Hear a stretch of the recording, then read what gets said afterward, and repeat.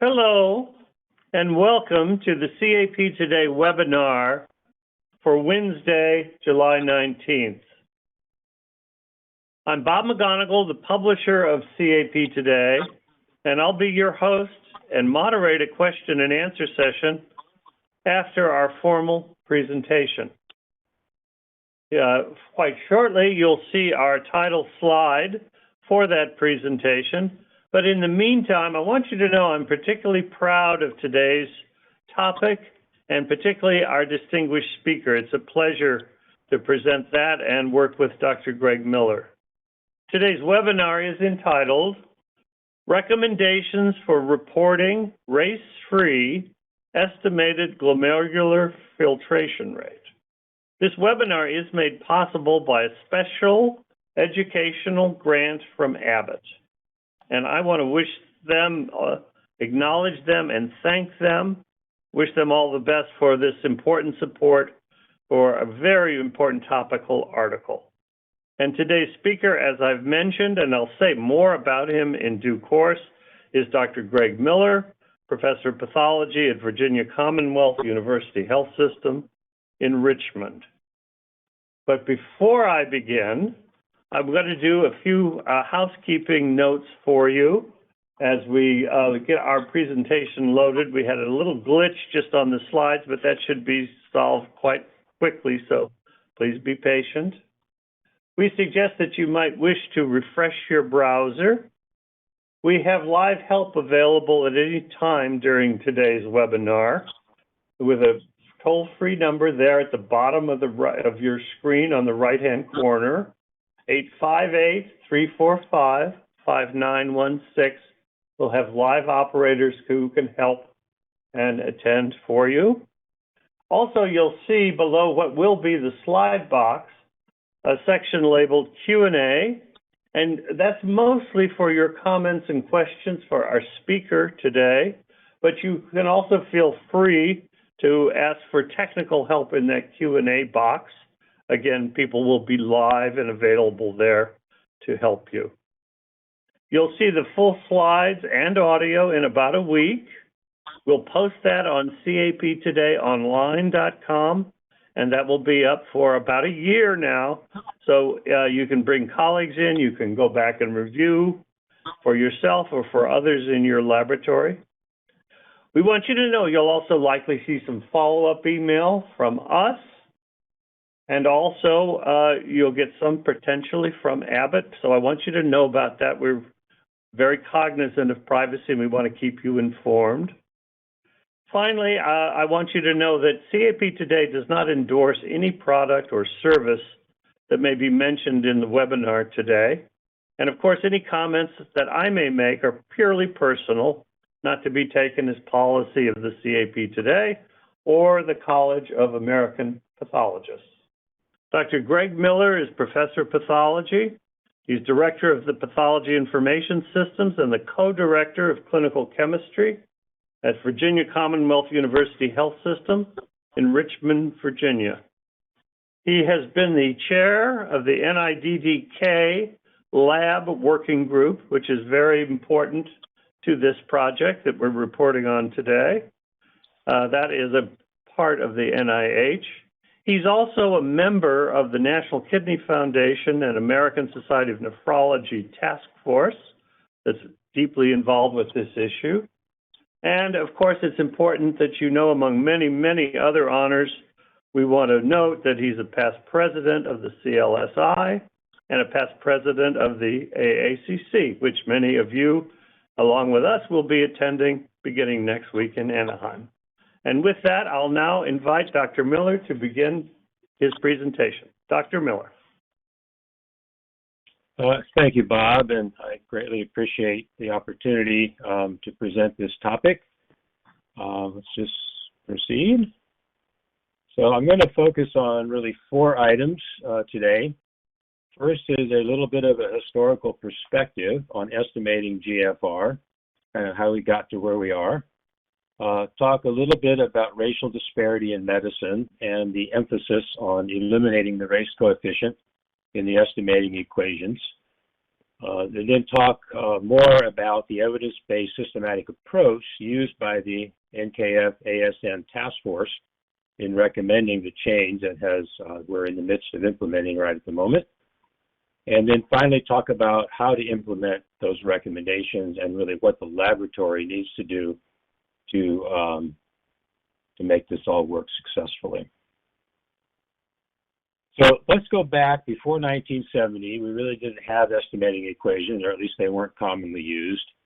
But it was very well known that serum creatinine was a predictor of kidney function by way of the creatinine clearance test, which required a 24-hour urine to be collected. And while we're looking at this slide, and this will come up several times, please make a note that at very low serum creatinines, a small change in creatinine corresponds to a fairly large change in the creatinine clearance. And of course, the creatinine clearance is a marker for the glomerular filtration in the kidney. So scientists being scientists, people were very interested in not having to do a 24-hour urine collection. And so prediction equations were investigated. You can see at the bottom of this slide, going back into the 1950s, there were prediction equations being explored. And the one that really stuck, if you will, is the Cockcroft-Gault equation, which was published in 1976, based on a relatively small study of 249 males. But if you look at the graph on the right, you'll notice that the measured creatinine clearance is on the x-axis, and the calculated value using the Cockcroft-Gault equation is on the y-axis. And you note as the GFR gets larger, that is more normal kidney function, the scatter, or the uncertainty in the ability to make an estimation with an equation, increases. And this was true for the Cockcroft-Gault equation, and as we will see, it continues to be true for the current generation of estimating equations. So about 25 years later, the modification of diet in renal disease study, or the MDRD equation, was published as a more accurate way to estimate glomerular filtration rate rather than estimating creatinine clearance. I think everyone is aware that creatinine clearance overestimates glomerular filtration anyway. So this new prediction equation was developed as a side product, really, of this modification of diet study. But it was incorporated almost simultaneously and published in 2002 were the Kidney Disease Improving Quality Outcomes publication from the National Kidney Foundation, which was clinical practice guidelines defining CKD, developing the 5 stages, as they were called then, or categories as we call them now, of CKD, based on glomerular filtration rate. And very importantly, a recommendation that laboratories report estimated GFR from creatinine using this newly developed 1999 MDRD equation. And the real reason for the emphasis on reporting estimated GFR was because patients who had chronic kidney disease, in this graph defined as eGFRs less between 30 and 59 mils per minute, based on the National Health and Nutrition Surveys done by the CDC. What the graph shows is only 2% of women and 18% of men actually knew they had chronic kidney disease at this point in time. And the reason for this comes back to that relatively small changes in creatinine reflect much larger changes in filtration rate. And so the people behind the KDIGO recommendations felt that if laboratories reported estimated GFR, physicians could relate the estimated GFR to the patient's kidney function a whole lot better than they could relate creatinine to kidney function, and people would be identified who would benefit from receiving earlier therapy to slow down the progression of chronic kidney disease. So the National Kidney Foundation formed the National Kidney Disease Education Program and approached the College of American Pathologists for assistance on how do we convince laboratories to report estimated GFR. And it turns out the College of American Pathologists Chemistry Resource Committee was already investigating the accuracy of creatinine methods and was able to inform this group that creatinine is not standardized. And so there's about a 30% difference between creatinine values from the different major IVD manufacturers at this point in time. So as a result of that, the laboratory working group was formed in 2003 and asked to please help labs learn how to report estimated GFR and help us standardize creatinine. So this is the first report from the lab working group at that time, recommendations for improving serum creatinine measurement. And the principal recommendations from the lab working group were to report estimated GFR with all creatinine results for adults. And at that point in time, using the MDRD equation, it was eGFR if African American and eGFR if not African American. And also to use a creatinine measurement procedure that had its calibration standardized or traceable to an isotope-dilution mass spectrometry reference measurement procedure. Those are the two major recommendations. And the paper itself broke these recommendations down into what labs should do, what manufacturers should do, what regulators should do, what proficiency testing providers should do, so that there was a role for everyone. And again, I think, as everyone is aware, creatinine standardization program was hugely successful. Over the next 6 or 8 years, pretty much all major manufacturers were able to standardize creatinine measurements to eliminate the variability in the creatinine calibration as a source of variability in estimating GFR.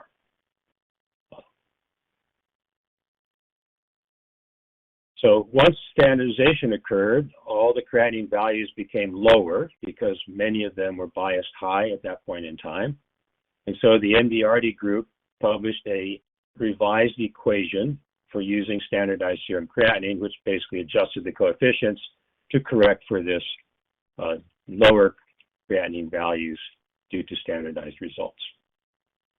And then just a few years later, in 2009, the CKD-EPI collaboration published what we have been calling for years the CKD-EPI equation, which improved the accuracy of the MDRD equation. This new equation was recommended. It could be used over the full range of glomerular filtration rate, whereas the MDRD equation, as you remember, could only be used up to about 60 mils per minute because its bias became too large at higher values. So this recommendation came out in 2009.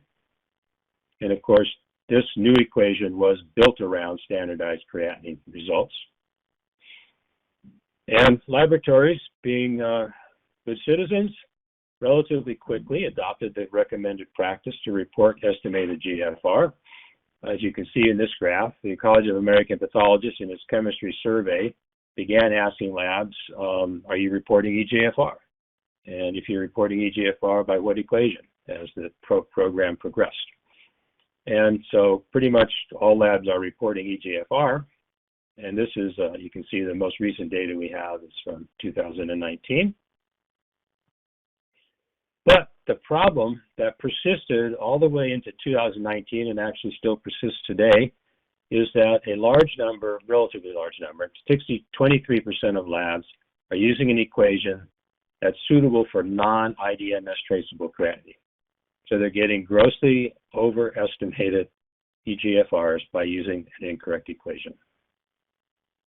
And furthermore, you can see at least in 2019, more people were still using the original MDRD equation than were using the more accurate CKD-EPI equation. So I bring this to your attention because in laboratory practice, for whatever reason, we failed to coalesce around a uniform practice, and we're going to have an opportunity now to make a correction to that.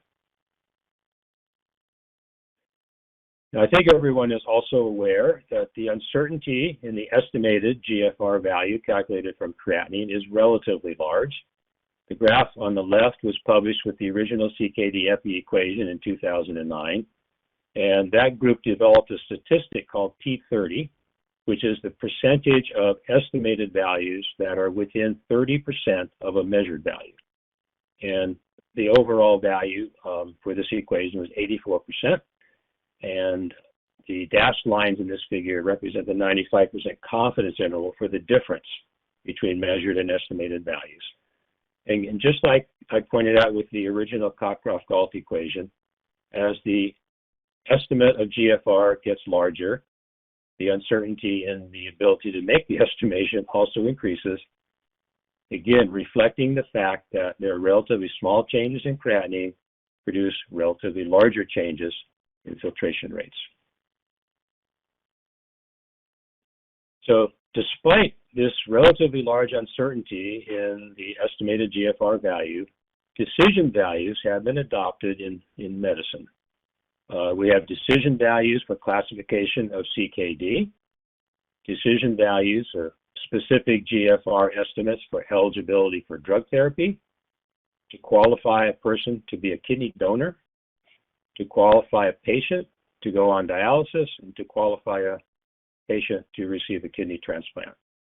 It's important to emphasize that GFR is an estimate intended for guidance, and confirmation is needed for making important clinical decisions.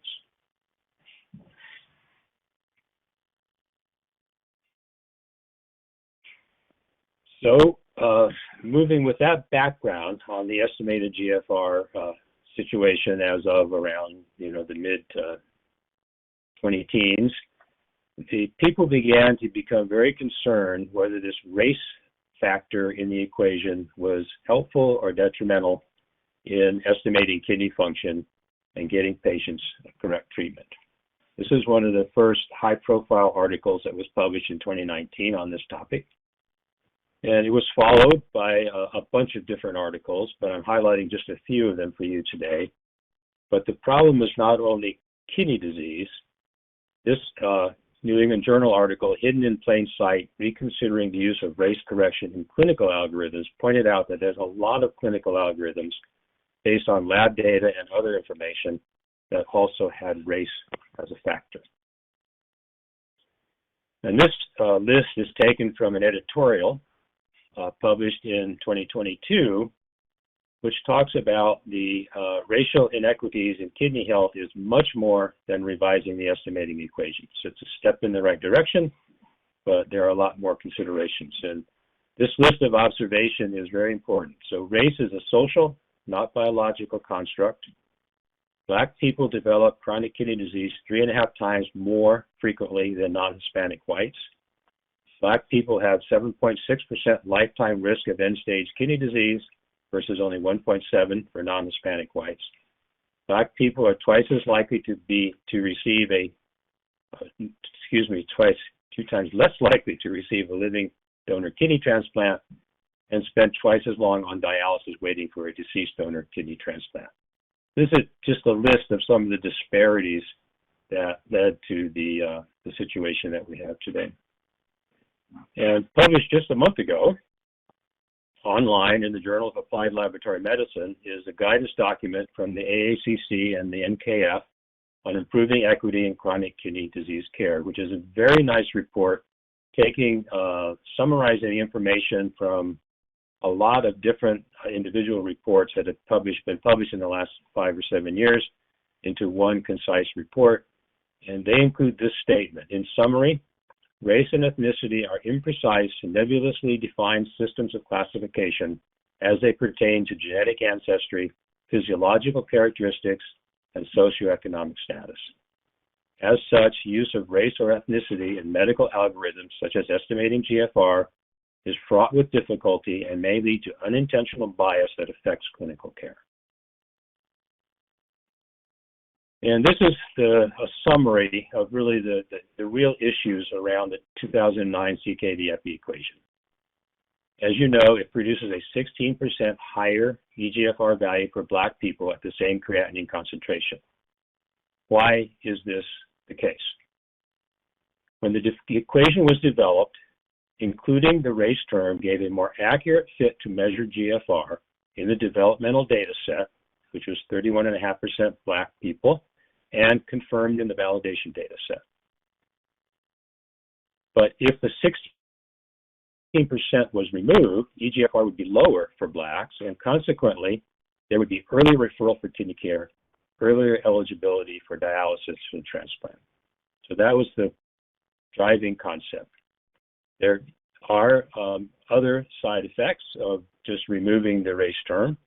It would decrease eligibility for nephrotoxic drugs, which are important in a lot of cancer treatments, and also would treat people with drugs before they really needed it because the eGFR would now be somewhat lower than the measured value. But a key consideration in this whole equity situation is, was the data for Blacks representative of the U.S. population in the CKD-EPI 2009 development data set? On examination, a high percent of these people were from lower socioeconomic conditions that affects their occupation, their diet, environmental influences, and their access to medical care, all of which are not directly related to kidney disease. The equation without the Black term is more accurate in Black populations in other countries, particularly in Africa and some European countries. Removing the Black term actually gives a better fit to the measured value. So clearly, the relationship between self-declared Black race and using this estimating equation was fraught with difficulty, as was stated in an earlier slide. And there are two review papers that really summarize this in a lot more detail than we have time for today. So in August of 2020, then, the National Kidney Foundation and the American Society of Nephrology formed a task force to re-examine the use of race in estimated GFR. And the paper was published in September of 2021 online in 2 journals, and the title, A Unifying Approach for eGFR Estimation, Recommendations from the Task Force for Reassessing Inclusion of Race in Diagnosing Kidney Disease. In parallel with that work, and that committee met weekly for about a year to come up with the recommendations. The CKD-EPI collaboration was also examining the race term in GFR equations, and in the same week, in the New England Journal, published new creatinine and cystatin C-based equations to estimate GFR without race. And that's what we're going to spend the rest of this time talking about. So these new 2021 equations were refit without using race as a modifier. The eGFR creatinine equation used the same development set as the 2009 equation. The equation for creatinine cystatin biomarkers used the same development set as 2012. The new equations were validated using a new data set created for the purpose, which was 4,000 people, 14.3% Blacks, which is very close to the 13.8% average population of Black individuals in the United States. Although it's obvious that the Black population is higher in some parts of the U.S. and lower in other parts of the U.S. But the new equations have the same parameters. There's the biomarker, the age, and the gender as the previous equations with different coefficients and no race term. This is a figure taken from the task force paper, which sort of summarizes the approach that was used and the concept of a unifying and very comprehensive approach. I'd just like to walk you through that briefly. So the task force considered the availability of an assay, whether the measurement was standardized and available on high throughput analyzers, which more or less led to the conclusion that a creatinine-based equation was currently the only practical equation that was widely available. Also, from a lab point of view, implementation by laboratories and in clinical practice. So it turns out that creatinine was already implemented on pretty much every laboratory in the country and in the world for that matter. And so again, focusing on a creatinine-based equation made a lot of sense just from a practical point of view. The other big piece of the examination included the population used to derive an equation obviously needed to have a substantial fraction of Black individuals to make the judgment. And the performance was compared to measured GFR. And the task force examined 26 equations for performance in all of these attributes, including measurement against measured GFR, to determine which equation performed the best and could be recommended. And then patient-centeredness was a critical piece of the entire discussion and investigation, and the consequences to a patient for making clinical decisions, medication initiation, or discontinuation or dosing, clinical trial eligibility and recruitment, and population tracking were all considered in this unified approach for making a recommendation. And it was a data-driven, evidence-based approach considering emerging research that was not yet published. We had input from trainees, patients, and providers, as well as a very extensive cast of experts on the committee with extensive literature review associated with this work. So the principle, or the first recommendation of the task force, is that labs should report eGFR creatinine for adults using the new CKD-EPI 2021 refit equation. This equation has acceptable performance characteristics and potential consequences that do not disproportionately affect any one group of individuals. Let's take a look at what that means. So these are figures from the task force report showing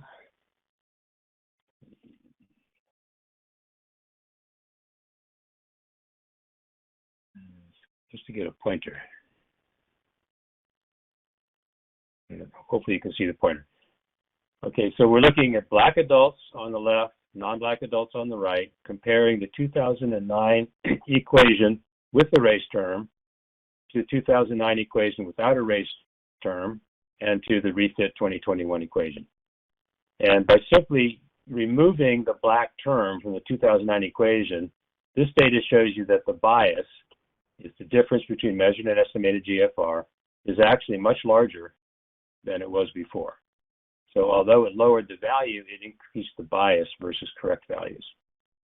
In the CKD-EPI refit equation, the bias is about the same. It just turns out to be a slight underestimate rather than an overestimate. If you compare that to the non-Black population using the new equation, it's about the same magnitude of bias, just in the opposite direction. So this is what is meant by not disparaging any one group over another. It's about the same bias. And this slide shows the accuracy expressed as 1 minus the p30 value, again, the proportion, percentage of results that fall within 30% of measured values. And what you can see on this slide is that there's not much difference between any of the equations.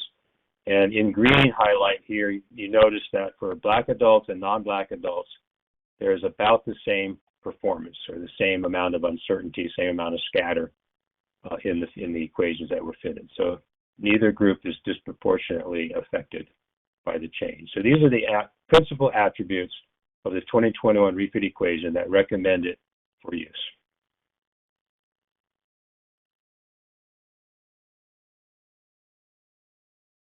And again, I just want to come back to the concept of uncertainty because it is generally underappreciated.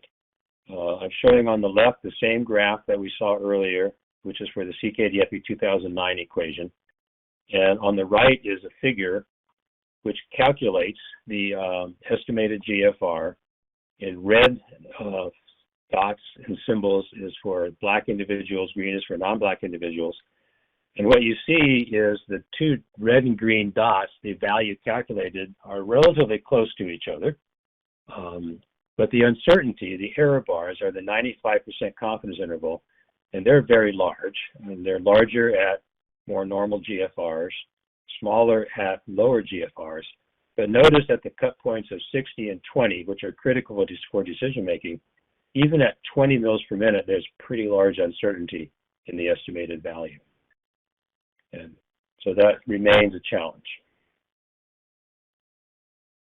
So the next recommendation from the task force is that national efforts to facilitate increased routine and timely use of cystatin C to confirm eGFR in adults should be adopted. So this is a probably well-known heat map from the KDIGO 2012 Clinical Practice Guideline for chronic kidney disease, showing the relationship between GFR categories on the left and albumin categories across the top. The green zone, of course, means low risk or relatively few complications. And as we move towards the red zone, patients are at increased risk and have substantial complications and need aggressive treatment. And this guideline recommends using cystatin C to follow up a creatinine estimate of eGFR for patients who fall into this eGFR 45 to 59 group who have relatively normal urinary albumin, or whenever the GFR from creatinine is compromised, which we'll come to in just a minute.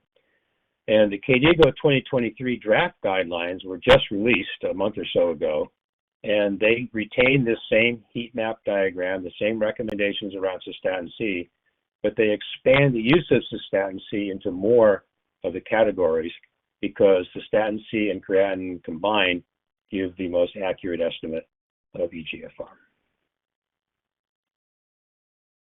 So as I already said, cystatin C is recommended in this 45 to 59 eGFR group, particularly to qualify patients for kidney donation, where the uncertainty becomes much larger at more normal values, and whenever creatinine is compromised. And again, creatinine is derived from muscle, and so if there's anything having to do with unusual muscle mass for a patient, such as a muscle wasting disease, maybe cancer, an amputation, or bodybuilders who have more muscle than average, drugs that block tubular secretion, and there's a long list of these drugs. A very high meat or vegan diets will cause creatinine to go up for high meat or down in a vegan diet, again, compared to the average population. And creatine supplements can cause creatinine to go up and to basically impact the relationship between serum creatinine and a estimate of GFR. So cystatin C-based GFR is recommended in combination with creatinine because it's more accurate than either one alone, as long as the patient doesn't have a confounding influence. So except when creatinine is compromised, which we covered on the previous slide, the eGFR cystatin by itself should be used, or when cystatin C is compromised. There are non-GFR determinants of cystatin C as well, in which case a measured clearance test could be considered. And the two major conditions that affect cystatin C are thyroid diseases and inflammatory diseases, and there are a few others. So the key recommendation was to make cystatin C available in a timely manner. And this is data taken from a College of American Pathologists chemistry survey in 2020, available online. And cystatin C in 3,900 U.S. laboratories in 2020 was only performed on site by 2%. 90% sent the test out to a referral laboratory and 8% didn't answer the question. So in order to make cystatin C available in a more timely manner, laboratories need to bring the test in-house so it can actually be implemented in a practical way. And why do we need cystatin C in a timely manner? To make it easy to confirm kidney function, particularly for cancer chemotherapy, antimicrobial therapy, and advanced heart failure, all of which are conditions which compromise creatinine and make a cystatin C value important. So some of the other recommendations are to use clearance tests. So don't be afraid to recommend using a creatinine clearance test or another biomarker clearance test to confirm important clinical decisions. Nephrologists have been telling us to do this for a long time. Nobody likes doing a 24-hour urine collection, but sometimes if you need more reliable information, this is one way to get it. Again, wider spread use of confirmatory tests will increase recognition of the limits of precision in GFR assessment. And a very important recommendation that labs should adopt enzymatic assays for serum creatinine to reduce creatinine measurement variability and increase eGFR accuracy to improve standardization. So let's take a look at some of the evidence for switching to enzymatic assays. This is data for 6 individual serum samples circulated to 91 labs in 4 European countries using methods from 4 major manufacturers.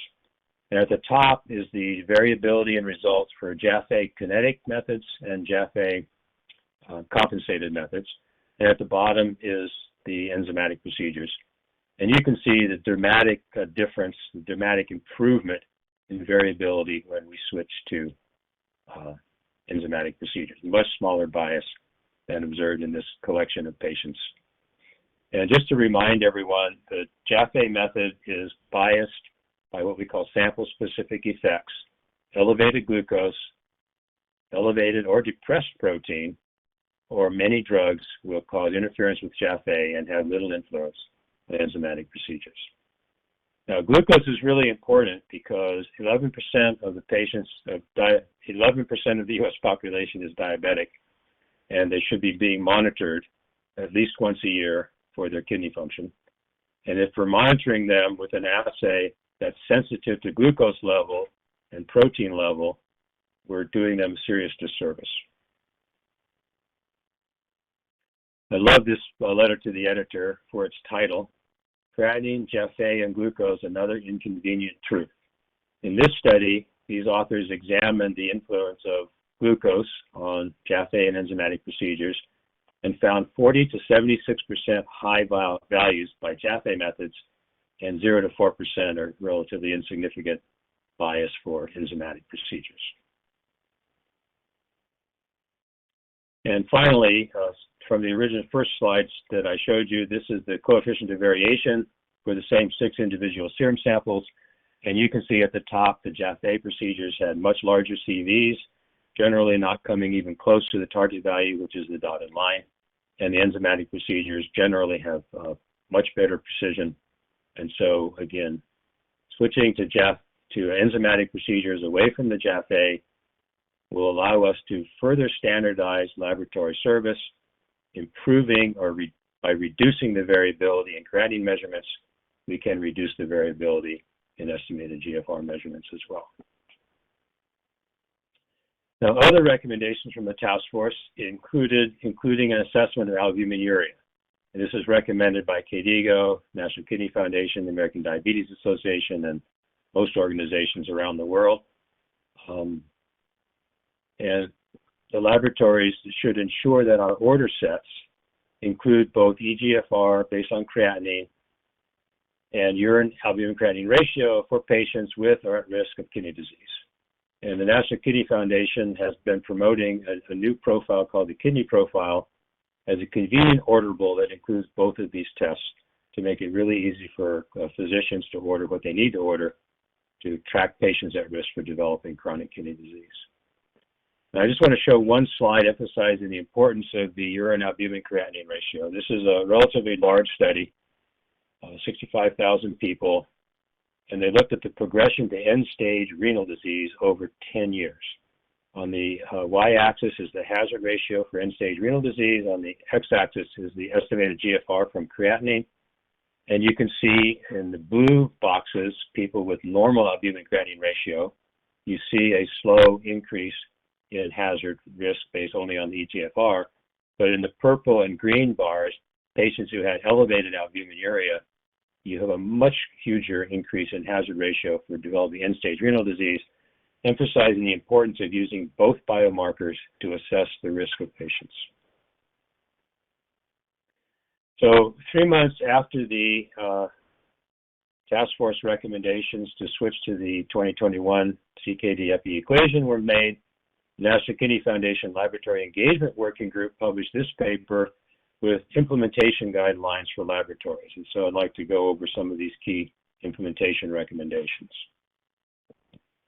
So reiterating that the lab should standardize practice by implementing the 2021 equations and use enzymatic creatinine assays.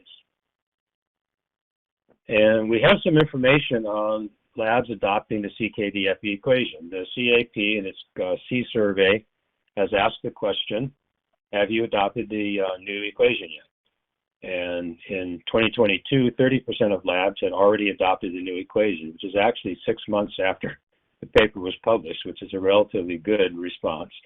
And a year later, March 2023, this paper was actually just accepted yesterday by Clinical Chemistry. 66% had adopted the equation and 5% were intending to adopt it, and 12% were still unsure. So we're talking to the 12% who haven't made their minds up yet to please get on board and make the switch. How prevalent is enzymatic creatinine? Unfortunately, it's relatively unprevalent. As of March of 2023, 64% of labs were still reporting JAF-A results, only 36% were reporting enzymatic results. So there's a challenge here, but it's time for laboratories to accept that challenge. So programming the new equations. As I mentioned already, it's the same equation form with different coefficients, and I'm just showing you examples here. The old equation in bold black and the new equation in red. You can see the exact same form of the equation with different coefficients highlighted in red font. Very easy to put in an IT ticket and say, please get rid of the old equations. Please retain one with the same form with these changes. It's really not difficult to adopt the new equation. And in this publication, there are tables with the computational forms of the equations and also tables in the supplementary material for values that can be used to verify that the programming was done successfully. So very easy to do the validation studies. It's important to communicate the change, to collaborate with nephrologists, explain the change to clinical care providers, pharmacists, nutritionists, transplant and organ donation services, and researchers. Patients rely on their clinical providers to explain the change, or they go to the National Kidney Foundation website, where there's excellent information about the change. It's important in your communications to include the approximate magnitude of the change. Take the opportunity to educate people on the importance of cystatin C for follow-up. Educate on the importance of using urine albumin creatinine ratio and the kidney profile order. And suggested text for this communication is in the supplemental material of that recommendations paper. Now, communicating the magnitude of the change is difficult because it's different at different ages and sexes. So from the suggested wording in the supplemental material, for most patients, the eGFR creatinine result will be similar. However, for some, the values may differ by more than 10%, particularly at higher values of estimated GFR and for younger adults. So the table in the paper is very complicated, difficult to use, so it's important to have it in the paper, but consider making a few example graphs as I show you here. This is for, on the left is a 50-year-old male showing the old and new equations. On the right is a 50-year-old female, non-black person showing the difference between the old and new equations. You can see they are different, but the differences are not that big. Of course, they'll be a little bit bigger at young ages.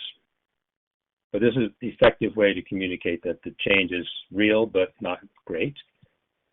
And just one more time and point out the uncertainty hasn't really gotten any better with the 2021 equations. Shown here is data taken from the New England Journal paper, and I'm showing here the error bars are the interval for 30% agreement with measured values. And since the P30 was 86 or 87% for this new equation, this is about a 90% confidence interval.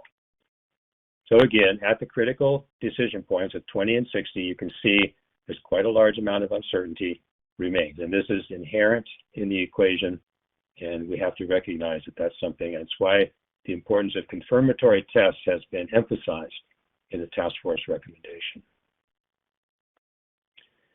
So for reporting eGFR, the recommendation is to use the terms little eGFR subcreatinine and subcreat-cis.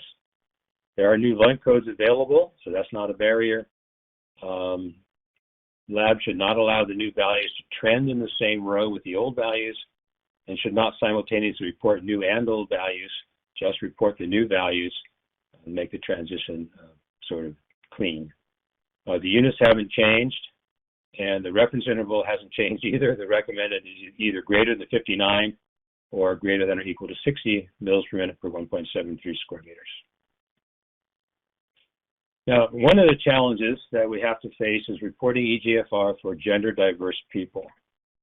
Now, research is continuing regarding the influence of gender affirming therapies, so there aren't really firm guidelines based on the therapies yet. So the recommendation is to report eGFR for both males and females, and the physician can decide which is most suitable. And also remember to advise confirmatory testing such as measured creatinine clearance. There's always a way if you're not sure. And I've just shown at the bottom, I made this graph, which shows, again, the eGFR creatinine for a 50-year-old individual, showing the relationship between the eGFR on the x-axis and creatinine on the y-axis. It's basically the same relationship, and the difference in values between male and female gets larger as the eGFR gets more normal, and it's relatively small as the eGFR gets small, reflecting poor kidney function. So the take-home message for today is to use the CKD-EPI 2021 equations for eGFR creatinine and creatinine cis combination. This eliminates the disparity associated with the race term, and the performance is similar to the earlier equations. Labs should use enzymatic creatinine methods to reduce the variability and influence of interfering substances, make cystatin C available in a timely manner, and make sure the kidney profile is offered, the combination of eGFR creatinine and urine albumin creatinine ratio, or the equivalent of that is included in order sets. And the special report that I already mentioned has a very nice summary of all of these considerations, and the accompanying editorial to that paper, which is online in JOM, emphasizes the take-home message I just shared with you. So we have come to the end, and I'm happy to entertain any questions or comments. Dr. Miller, thank you very much for such a comprehensive and clear presentation of this very important topic of race-free estimated GFR and all the laboratory context for these sorts of tests and the needs. I noted in one of your slides, of course, that the adoption of the new equations is pretty good. Would you care to comment on that uptake? Sure. I mean, in my opinion, the laboratory community has really done an excellent job of adopting the new equation, recognizing its value. And I'm hoping in another year we'll be at the 90% mark for adoption. It's the right thing to do. It standardizes lab practice. If we all use the same equation and we all use enzymatic creatinine, we're going to have a positive impact on the amount of variability physicians have to deal with in dealing with this information.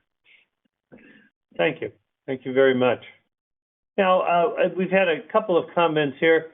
Isn't it true also, and I think you already mentioned this, but we want to emphasize, isn't it true that the measured GFR value also has a high uncertainty? It does. Measured GFR is much better than estimated GFR. The difference is the P30 value for measured GFR. Well, you can't really do a P30 value, but the comparable value is on the order of 10%. So the uncertainty in measured GFR by many assessments is about 10%, which is much, much less than the estimated value. Excellent. And let me get to a couple more questions here in the time we have available. We have the following question. In July of 2024, meaning I guess effective July 2024, new CLIA guidelines for serum creatinine bias are proposed. They are 0.2 milligrams per deciliter or 10%, whichever is greater. If there's still a high uncertainty, more than 10% for eGFR, what are your opinions for laboratories being able to meet the new guidelines? I hope that's clear. I think the guidelines relate to the creatinine measurement. And I think the guidelines are proficiency testing assessment of creatinine. And I believe those guidelines will be relatively easy to meet for laboratories, particularly those using enzymatic procedures. Very good. Do you recommend reporting eGFR value up to 90 as is required for the CKD diagnosis with albuminuria? Yeah, the recommendations are to report estimated GFR without an upper limit, or an upper limit of maybe 100 or 120, depending on comfort levels, because the uncertainty does go up as the higher values. But the advantage of reporting a numeric value, even with uncertainty, is you can still monitor patients over years to see if their disease is progressing or not. So that's nephrology's recommendation around reporting values. Excellent. Thank you. I want to mention to many participants who've asked the following question, if they can, this will be available to share. We will have the audio and all the slides posted in just a few days on captodayonline.com. That's free to all, so you'll be easily able to share it with anyone in your laboratory or in your institution, which may be even more important as you look to implement this for those of you who haven't so far. We have another question here about different enzymatic methods. Some exist for serum creatinine measurement. From a university teaching standpoint, of which you're an expert, which combination of enzymes is most often used, or which combination shows the greatest accuracy for serum creatinine measurement? Well, that is an excellent question that I don't know the answer to which enzymes are more frequently used. Okay. But the evidence from accuracy-based proficiency testing programs, both from the College of American Pathologists and a number of other EQA programs around the world, show that pretty much all the enzymatic formulations give very good performance. So I'm not sure it's particularly important, the details of which enzymes are used in the procedure, as opposed to the fact that you get away from the JAF-A procedure, which has a lot more issues with selectivity and specificity for the creatinine molecule. Thank you. We had one question about patients who are under 18 years of age. Is there a recommendation or application of the new equations for that population? No, the new equations are only applicable to 18 years and up. The current recommendation for pediatrics, which is under 18, is the Schwartz equation, and what's called the bedside Schwartz equation seems to be the recommendation. If you go to the NKF website, they do have a calculator for children and adults using the most recently recommended equations. Good. Thank you very much. I have another question here. Could you comment for us briefly on how well known are standardization for cystatin C assays? How standardized are those assays that are used? And are some laboratories using non-standardized methods? Could you comment on that? Sure. Cystatin C is pretty well standardized. Pretty much the major manufacturers, again, the global IVD manufacturers, have all adjusted their cystatin C standardization to the reference material produced by the IFCC and available from the JRC in Europe. There's probably a little bit of room for improvement in cystatin C standardization, but by and large, I think you can have confidence that the values are well enough standardized to not be a big concern. Thank you. Thank you very much. Let me just ask a question here that I'm sure will resonate with a lot of folks in the audience.